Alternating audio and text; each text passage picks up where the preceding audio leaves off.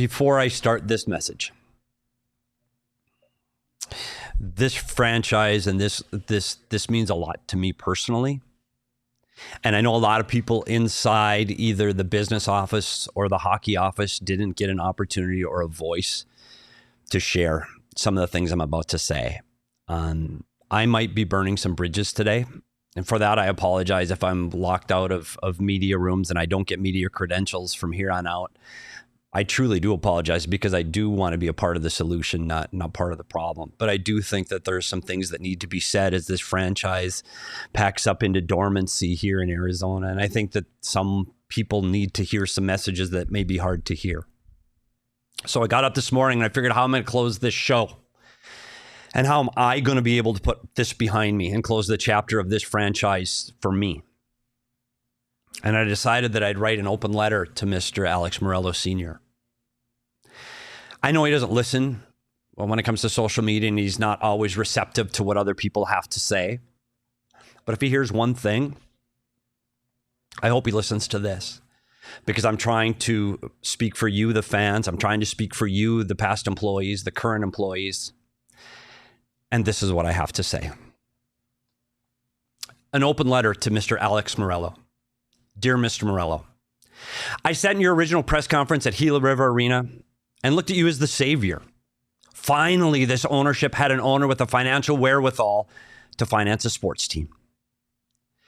You sat on the dais and said, and I quote, "I sure as shit want to win." But after watching all of your missteps and failures over the next 5 years, you sure as shit didn't. Winning is about teamwork and culture. And that is not what we saw from you during these last few years.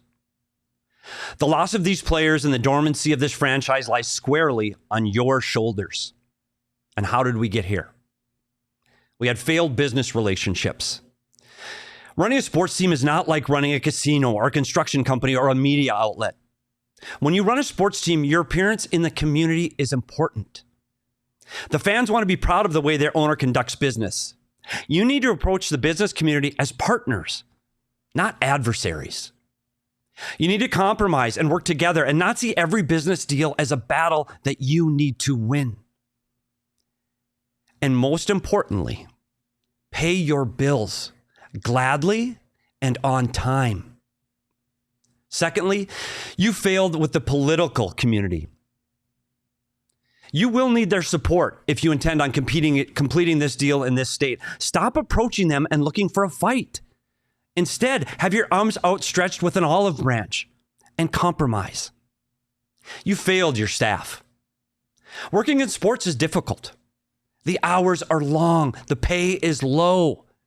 But you can still make an atmosphere that is fun and where employees feel like they are a part of the team's success and they are part of the team that you are creating. You failed the players. You gave them substandard facilities.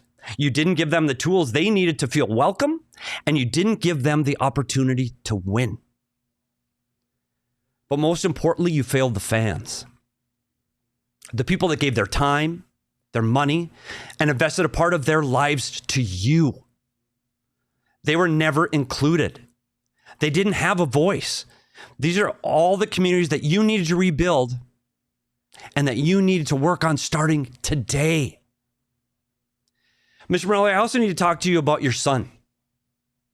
You took your son, Alex Jr., someone with little business experience, little working experience, and no sports management experience.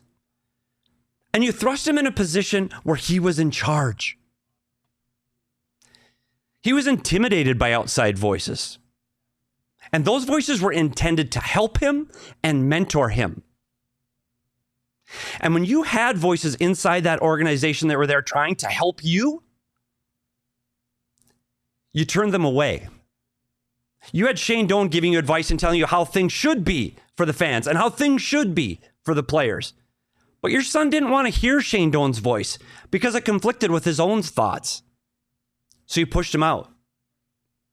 You had an experienced voice in Rich Nairn, who has more than 30 years working in NHL, had connections across North America, many of which he needed to reach out to time and time again for damage control. But his voice was silenced, and he was pushed aside. Junior tried to manage the only way he knew how. With all of his insecurities, he managed with intimidation and fear. He was a bully who micromanaged the staff, leaving many of them in tears. If you want to lead people, you do it through confidence, compassion, and collaboration. Those are the leaders that will give people their all for. Those are the people that want to work for. Those are the people who will give their all, stay there after hours, and be part of something bigger. Those that believe in it. Junior was more concerned with clicks and social media engagements than becoming a true sports management leader. The organization under his leadership was about picking up nickels, taking away copying machines from surf and office people, taking away phones from desks because it saved them a few dollars, while throwing hundreds of thousands of dollars away on a fashion designer. I will say the idea of trying to build fans by exploring streetwear in a community is a good idea. Embrace new fans. Show them new ways to get into your logo and get to your franchise. But it became more important than the team. It can be a part of what you do, but not the driving force. And if Junior wants to run a streetwear brand, please, Mr. Meruelo, please buy him one. And let him run a streetwear brand, and do not let him run a sports franchise. Mr. Meruelo, if you truly want to bring the NHL back, you need to start today. I worked for the Burks. His son became a part of this staff as well, and his son became an assistant general manager, quickly rising in the ranks of a professional sports franchise. But one thing Taylor Burke recognized is that he was inexperienced, and he hadn't been there before. So what did he do? He asked questions, he followed people, and he had his door open to have open conversation and show the employees compassion, and he tried to learn from employees that knew more than he did. Because he knew with employees' success, he would have success. It wasn't about him, it was about us. You need to start today, Mr. Meruelo. You need to embrace the political community. You need to become partners in the business community. Create a positive work environment for your staff so that they are proud to work for you. Hire experienced, knowledgeable sports professionals to run the organization and have your children learn from them. Show the players you're committed to providing an environment that takes away all of the excuses so that they can focus on winning. Create an environment that encourages free agents to put Arizona on the top of those agents' players' lists. But most importantly, embrace your fan base. Stop saying I and start saying we. Recognize the trust you lost over the last 5 years and start to rebuild that trust and that relationship. And if you are not comfortable being the face and speaking publicly, then hire that face. Communicate. Make the fan base proud to be a Coyote fan again.